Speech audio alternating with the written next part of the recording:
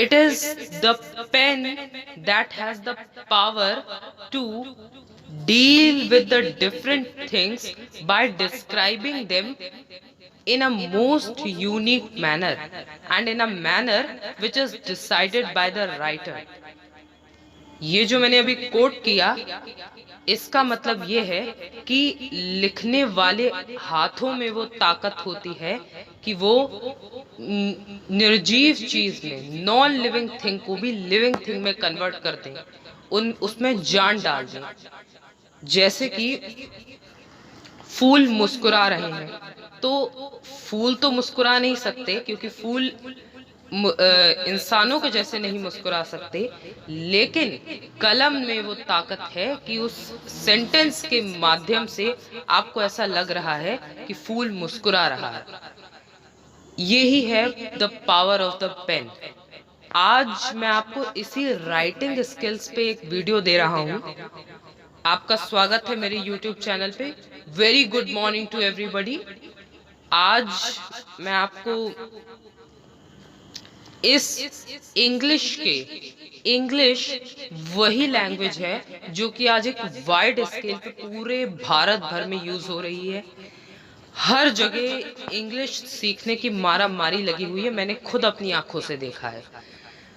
ऐसे में मुझे ऐसा लगा कि मुझे भी एक वीडियो इस चीज पे भी निकालनी चाहिए कि राइटिंग स्किल्स के बारे में क्या करना है, स्पीकिंग स्किल्स के बारे में क्या करना है। जो स्टूडेंट्स हैं इवन उनके लिए भी राइटिंग बना बना के लिखना, एलेबोरेट करके लिखना और चीज़ों को डिस्क्राइब करना, बड़ी भीड़ के सामने बोल पाना, ये बहुत ज़रूरी चीज़ें होती हैं, मायने रखने वाली चीज़ें होती हैं। और इसीलिए मैं आज उसको डिस्क्राइब करूंगा आपके सामने। इंग्लिश जो कि 4 सेक्शनों में बेसिकली बटा हुआ है, सुनना, लिखना, पढ़ना और बोलना। लिसनिंग, स्पीकिंग, रीडिंग, राइटिंग, अलग अलग सेक्शंस में, अलग अलग ब्रांचेस में इंग्लिश की पूरी लिटरेचर को, पूरी लैंग्वेज को कवर किया जाता है। अब लैंग्वेज की जहां तक बात आती है तो लैंग्वेज में ज्यादातर स्टूडेंट्स को, स्कॉलर्स को लिखने को बोला जाता है, फिर चाहे वो स्कूल की एग्जामिनेशन हो या फिर कोई कंपटीशन हो।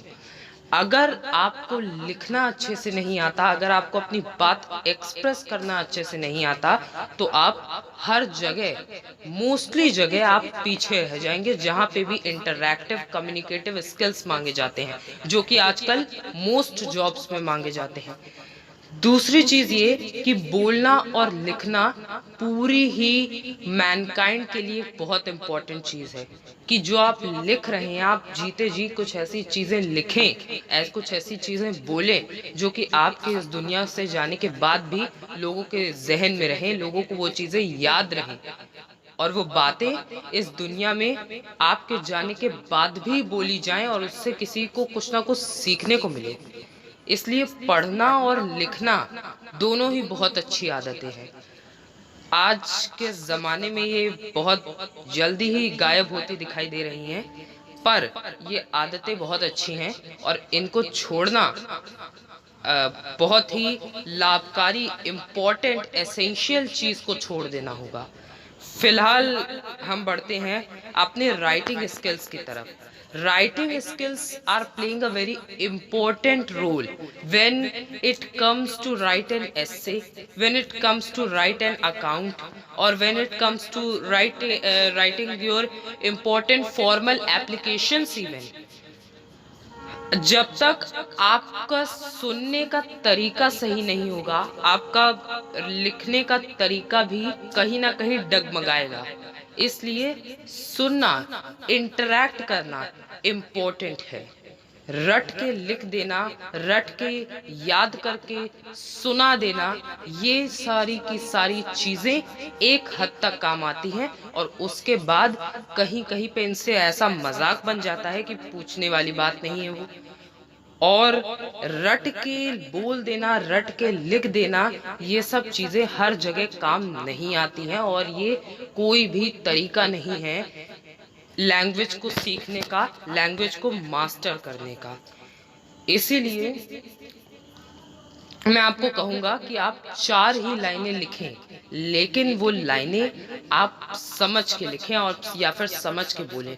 रही बात कॉन्फिडेंस की, तो कॉन्फिडेंस गैदर करने के लिए यू कैन स्पीक, इधर you can make a mind map of what you have to speak.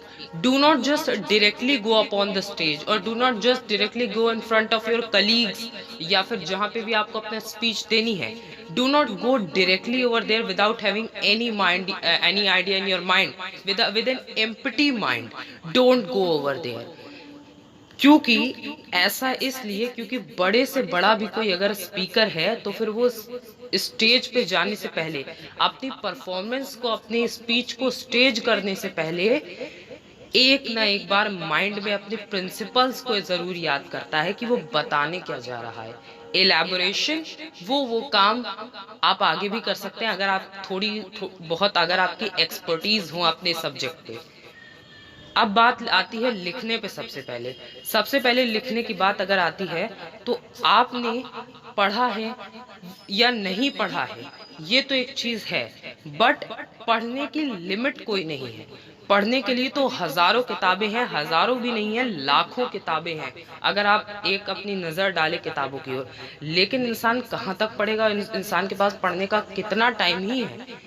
लेकिन ऐसे में कहा जाता है कि जो हिस्ट्री की है, जो सबसे ओल्ड लेजेंड्स की कहानियां हैं, वो बहुत इंपॉर्टेंट मायने रखने वाली कहानियां हैं। उसमें आपको हर लाइन में, हर दूसरी तीसरी लाइन में कुछ ना कुछ ऐसी बातें मिलेंगी जो आपके जीवन में ज़रूरी है, जो आपको दूसरों को बताने के लिए ज़रूरी है।